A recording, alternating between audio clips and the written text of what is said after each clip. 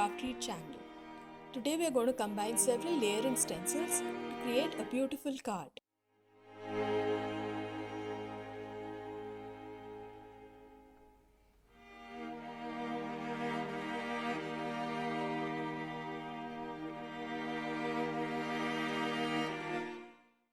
I have a piece of white cardstock, some Alt-New inks, blending brushes, and I'm going to be using the beautiful script stencil as well as the Peony 2 layering stencil by Craftread.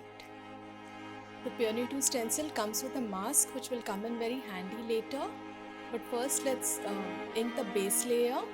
I will also use the paper tape to fix the stencil firmly to my paper so that it doesn't move while I'm inking.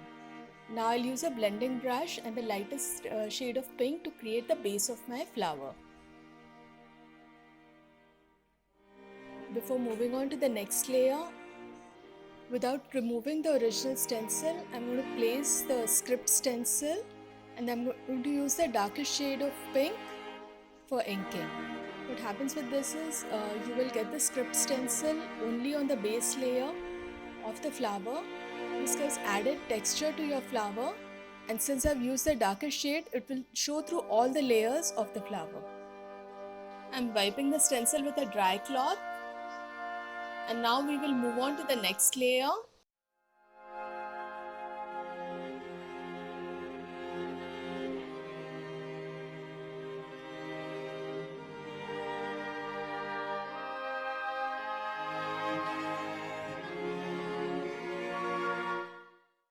Let's move on to our final layer. If you see the stencil very carefully, the outline of the base layer is etched into it. This makes it super easy to line up the final layer. Our flower is inked now and you can see how beautiful it looks. I just felt that the script stencil needed to be a little darker. So I'm just going to align it carefully and then go over it once again with the darkest pink. To do that, I will align my script stencil first and put a strip of paper tape at the top to create a hinge. And now I'll take the Peony 2 stencil and align the base layer once again. This ensures that I will not get ink anywhere else except for the flower base.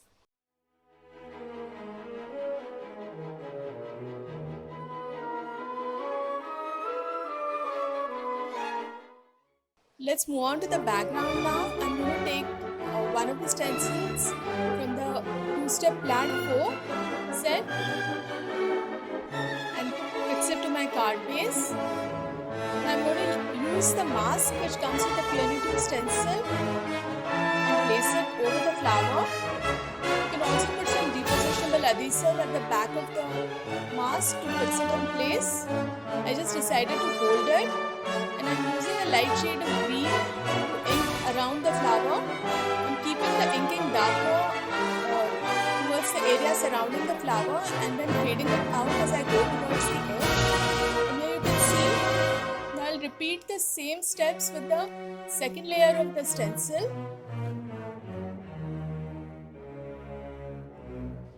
This time I'm going to be using little bits of paper tape to fix the mask to my stencil, and there our background is inked and ready. The next step is to add some depth to our flower. So I'm going to reposition the mask over the flower, and I'm first going to use a darker shade of green to ink just around the edges of the mask.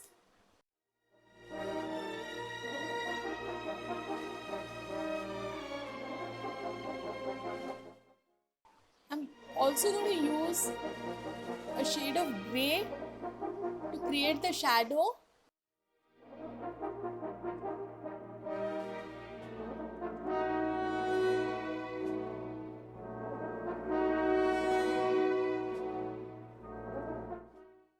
I felt that the flower was looking a little lonely all by itself, so I decided to add some leaves.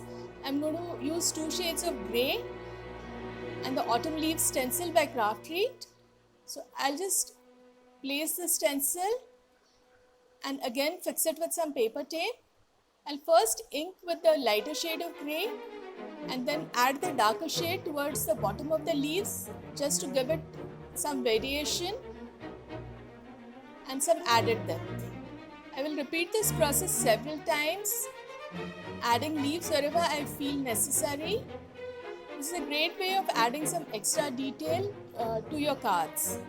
Here is the completed card.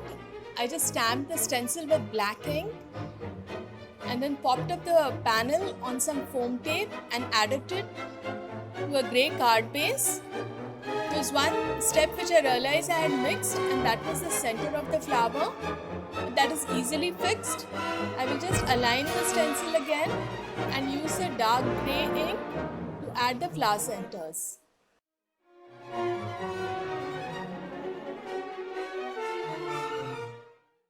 I hope you enjoyed this video and will give these techniques a try. I look forward to seeing your beautiful creations in our gallery. Please don't forget to subscribe to the Craft Read channel because we have a lot of new videos coming up. Stay safe. Bye.